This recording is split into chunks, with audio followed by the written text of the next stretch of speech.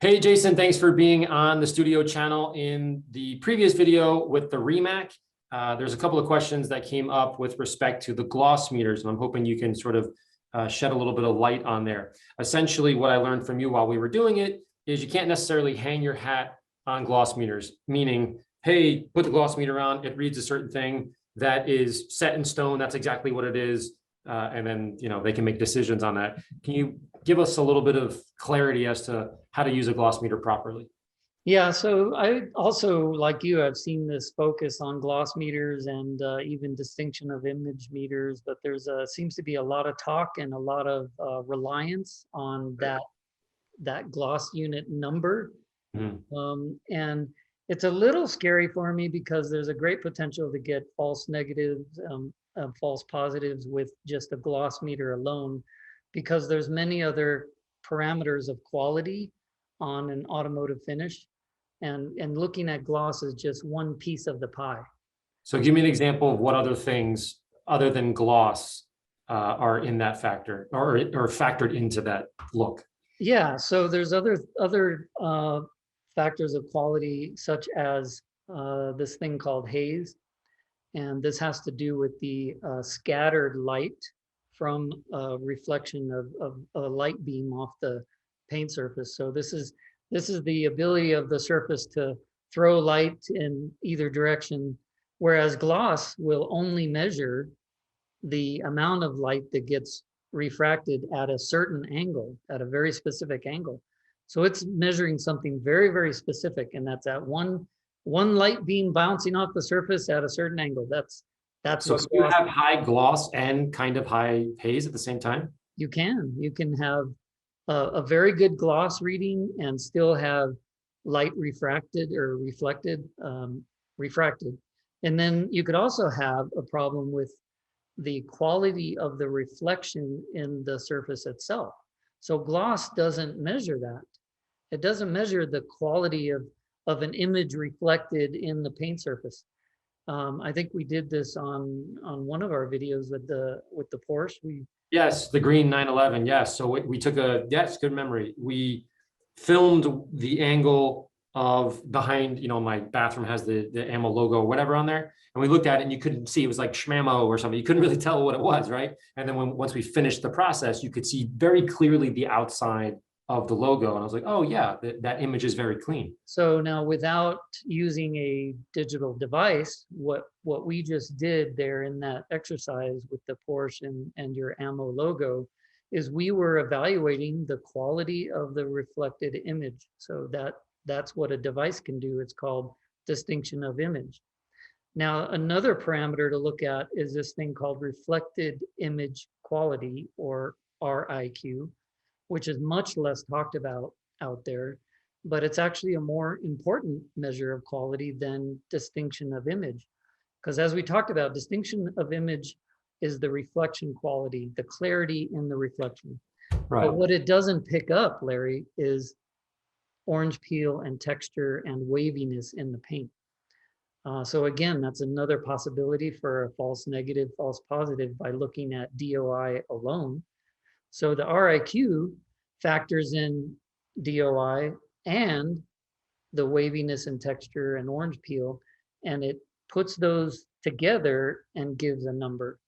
So that actually is more representative of what we really want, which is what is the waviness and what is the reflection quality of the paint? If you want to ask those questions, it's better done with RIQ rather than DOI and gloss meters. All right. So essentially, from what I'm understanding and sort of breaking this down, and is these machines, isolate one of the many silos that go into what we determine as shiny paint, beautiful paint, however you want to describe that. But ultimately, wrapping those all up into one, I'm guessing, is just our eyes, our eyes of themselves. I didn't say that the right way, but you get what I'm saying? No, I think you're on the right track with that. So there's all these different devices that can measure different parameters of the quality of an automotive finish. But it's interesting you talk about the human eyes, because our human eyes have this ability to take in all these inputs of different measures of Texture, color. haze, RIQ, distinctive image, all those things combined. depth of color. I mean, all these things that our eyes pick up all at once, and then our brain processes all at once. So the message there, Larry, is we really want to suggest that all these devices that can measure gloss and DOI and RIQ, they should never be a replacement for what you see yourself with your eyes, but they could be backing up and quantifying what your eyes are seeing. So give me an example of what somebody would use, just so that there's not a confusion, because the false negative and the false positives, that's what makes me very nervous and hard for me to say, like, yep, we did this, we used this product and we did this and it worked. And here's the number. There's always that, like, I'm not 100% sure. So give me a real world example. I know we did this in the video that we just threw to, the previous one on the Rimac. After each step, we put it on there. Why is that okay? Why did that work versus not? Like, well, again, because gloss is measuring that one light beam at a very specific angle, it is very possible, and I've seen it many times actually, it's very possible to get a false negative, false positive. So you can have a very strong gloss number, really high gloss units, but you're looking at it and it's hazy and it's wavy, and that is a false positive. So if you decided to say, oh, gloss meter means that my quality of finish is really good, then you're hanging your hat on one parameter and you could be, off base on the others. It's actually, it's actually, Larry, if you had a choice between what's available on all these devices, I would say to go with RIQ before anything else, and then haze would be right there with RIQ. So if you have good haze, good rating on haze, meaning that you don't have a lot of scattered light. meaning it's low haze. Yeah, low haze, a low number.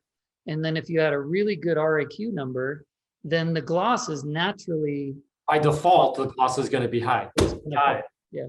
That makes a lot more sense, because to me, haze, I'm not exactly sure what IRQ is. I've written that down. I got to research that more a little bit, but haze to me, very logical. If you drop the haze on paint, by default, you're kicking up the gloss, at least in my tiny little brain. That's what's working there for me. Yeah. But, as you started to say in the beginning of this, the focus in a lot of the communities talking about these devices, it's a lot of gloss meter stuff and it's a lot of DOI stuff. And I'm saying those are good, but it's not the only thing you should hang your hat on when you're evaluating. Don't lose sight of the other ones. Yeah, exactly. I just came up with that one on the fly. Sorry, everybody. I like it. Yeah. So the And bottom don't line, lose your own sight. I mean, yes, the bottom line is, and we've actually said this, and I've heard it 1,000 times since I've started detailing, is if you have a product and it looks like it's working and you're happy with the product, yeah, it's kind of it. I mean, is that is that too short of a way to describe it, or too trite of a way to say it? Because the human eyes are amazing at evaluating finish quality. They're just absolutely amazing. So don't ignore your own judgment of what your eyes see. I think it's a great thing what your eyes see.